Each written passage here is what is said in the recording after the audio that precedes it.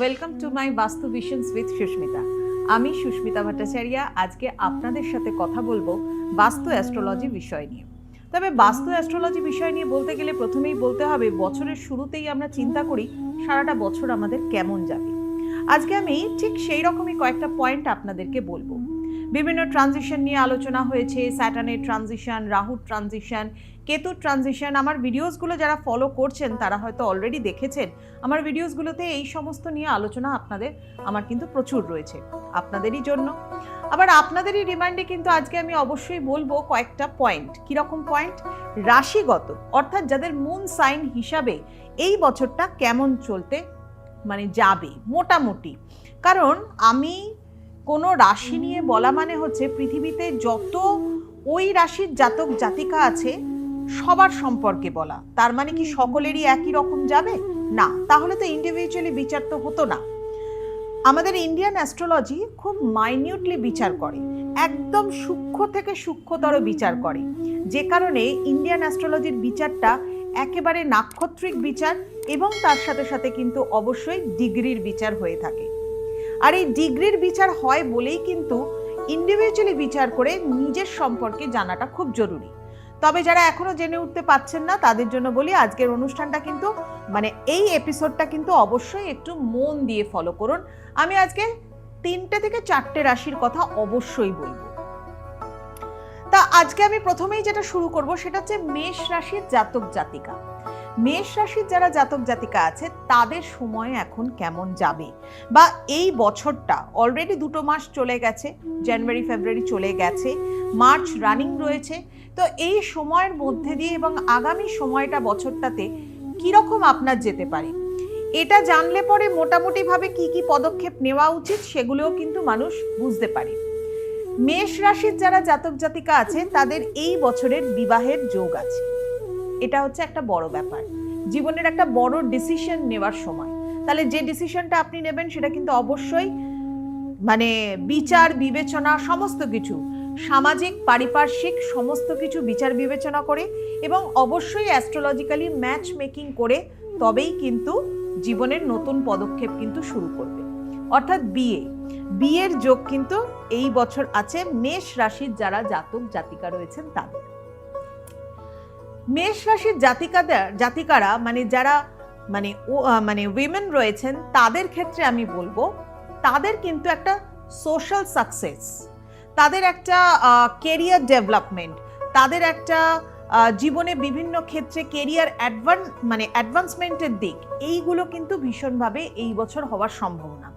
অর্থাৎ নিজেকে আপনি যত বেশি এই বছর প্রেজেন্টেবল করতে পারবেন, নিজেকে আরও বেশি আপনার জ্ঞান অর্জন করতে পারবেন, নিজেকে আরও বেশি আপডেট করতে পারবেন, নিজের ভেতরের যে কোয়ালিটিগুলোকে আছে সেটাকে আরও বেটার থেকে বেটার ভার্সন নিজের তৈরি করতে পারবেন। এই বছরটাও কিন্তু আপনাকে দারুণভাবে সাথ দেবে। আর একটা অবশ্যই কথা কিন্তু মাথায় রাখতে হবে, সে কথাটা হচ্ছে যারা মেষ রাশির জাতক জাতিকা উভয় তাদের কিন্তু এই বছর 7.5 শুরু হচ্ছে। 7.5 অর্থাৎ আড়াই 3টে আড়াই বছরের ফেজ, 7.5 বছর টোটাল। তার মধ্যে প্রথম আড়াই বছরের প্রথম ধাপ শুরু হচ্ছে এই বছর 29 মার্চ থেকে 2025। তাহলে এই মেষ রাশির যারা জাতক জাতিকা রয়েছেন তাদের যে স্যাটার্নের এই সময়টা শুরু হচ্ছে, অর্থাৎ 7.5, বহু মানুষ ভীষণভাবে ভয় পেয়ে যান 7.5 দশার মধ্যে কি করা উচিত কি না করা উচিত। প্রথমেই বলে রাখি, মেষ রাশির নিজস্ব যে রাশির যে গ্রহ সেই রুলিং প্ল্যানেট হচ্ছে মার্স আর স্যাটার্ন কিন্তু অ্যান্টি, অর্থাৎ আপনাকে আপনার যে ক্যারেক্টার রয়েছে তার থেকেও বেশি ডিসিপ্লিনড হতে হবে এই বছর শুধু না 7.5 পুরো ফেজে। কারণ 7.5 মধ্যে স্যাটার্ন আমাদেরকে বুঝিয়ে দেয় কিরকম ভাবে, যে জায়গাগুলো আমাদের জীবনে ব্ল্যাঙ্ক থাকে সেই জায়গাগুলোকে পূরণ করে দেয়। একটা বাচ্চা যখন তার স্কুলে যায় সে বলা হয় একটা বাচ্চা হচ্ছে নরম মাটির টুকরো, তাকে ঠিক যেরকম ভাবে শেপ দেওয়া হয় সে সেরকমই শেপ পায়। ঠিক সেই রকম ভাবে এই সময়টা হচ্ছে নিজেকে শেপ দেওয়ার সময়। আপনি আপনার বেটার ভার্সন তৈরি করুন, আপনি জীবনে ডিসিপ্লিনড হন, যেমন হচ্ছে স্যাটার্ন অনেক কিছু থেকে আপনাকে দূরে সরে থাকতে বলে, যেমন বলে অ্যালকোহলিক একদম হবেন না, যে কোনো ধরনের নেশাকে পরিত্যাগ করুন, কোনো কন্ট্রোভার্সিয়াল ব্যাপারে নিজেকে জড়াবার চেষ্টা করবেন না, কোনো কিছুতে অতিরিক্ত পরিমাণে ইগোইস্টিক হবেন না, বা যে কোনো কিছু ইনভেস্ট করবেন বুঝে শুনে চিন্তা ভাবনা করে স্কিলফুলি এগোবেন। নিজের কর্মর ফলই কিন্তু আপনার এখন পাওয়ার টাইম। তাই অবশ্যই যাদের 7.5 শুরু হচ্ছে, মেষ রাশির জাতক জাতিকা, তারা কিন্তু নিজের জীবনটাকে একটু ভালো করুন, নিজের অ্যাটিটিউডটাকে অনেক বেশি বেটার করবার চেষ্টা করুন। তবে হ্যাঁ, মেষ রাশির জাতক জাতিকাদের মধ্যে যেরকম লিডিং কোয়ালিটি থাকে, তাদের মধ্যে কিন্তু অ্যারোগেন্সও থাকে, তাহলে অ্যারোগেন্সটাকে কিন্তু একটু কাটাতে হবে। যাই হোক, অনেক কিছু বললাম, এবার চলে আসি নেক্সট রাশিতে। নেক্সট রাশির যারা জাতক জাতিকা রয়েছেন তারা হচ্ছেন টরাস, অর্থাৎ বৃষ রাশির জাতক, অবশ্যই তার সাথে সাথে জাতিকাও। বৃষ রাশির জাতক জাতিকা যারা রয়েছেন তাদের জন্য কিন্তু খুব ভালো সময়, কারণ এই বছরটা আপনাকে দেবে, অনেক কিছু দেবে। কারণ ফিনান্সিয়াল স্টেবিলিটি দেবে, ফিনান্সিয়াল গ্রোথ দেবে, আপনি টাকা পয়সা ইকোনমিক সেক্টরটা কিন্তু আপনার বেশ ভালো রয়েছে। ইভেন আরেকটা জিনিস শুনলে হয়তো অবাকও হবেন, যে আপনি যদি স্টক মার্কেটেও কিছু শেয়ার ট্রেডিং এর ব্যাপারেও যদি কিছু ইন্টারেস্টেড হন, সেখানেও কিন্তু আপনি ইনভেস্ট করতে পারেন। যদিও এই মুহূর্তে মার্কেটের অবস্থা ভীষণ খারাপ রয়েছে, কিন্তু আপনাকে এই বছরটা, সারাটা বছর কিছু প্রাপ্তি যোগ করাবে, আপনার কিছু প্রাপ্তি যোগের সম্ভাবনা আছে। কারণ ফিনান্সিয়াল জায়গা যদি স্ট্রং হয়, তবে কিন্তু মানুষ আর অন্যান্য ব্যাপার থেকে কিন্তু অনেক বেশি বেটারভাবে নিজেকে কিন্তু বেটার থেকে আরো বেটার করতে পারে।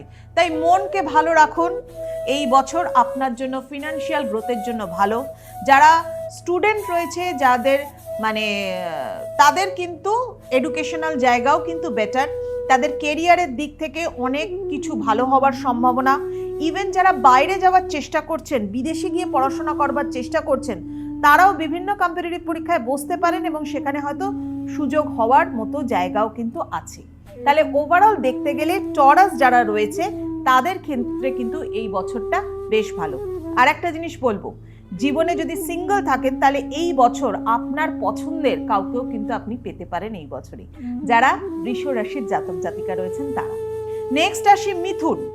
মিথুন রাশির যারা জাতক জাতিকা রয়েছেন, যারা প্রথমেই বলবো যারা এডুকেশনাল জায়গার সাথে যুক্ত রয়েছেন, যারা টিচার, যারা প্রফেসর, বা যারা হয়তো পড়াশোনা করছেন, কেরিয়ার ডেভেলপমেন্ট চাইছেন, তাদের জন্য দারুণ সময়।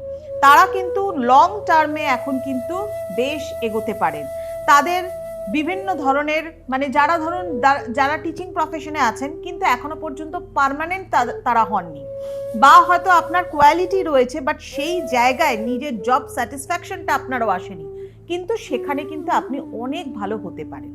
আরেকটা এই বছর আপনার কিন্তু ভ্রমণেরও যোগ রয়েছে, বাইরে যাওয়ার, বিদেশ যাত্রা হওয়ার ইত্যাদি হওয়ারও কিন্তু সময় রয়েছে। কেরিয়ার অ্যাডভান্সমেন্টের দিক থেকেও কিন্তু বেটার টাইমিং, কিছু করতে পারেন। কিছু কিছু স্পেকুলেটিভ ইনভেস্টমেন্ট যেগুলো থাকে সেখানে কিন্তু অবশ্যই অ্যাভয়েড করতে হবে।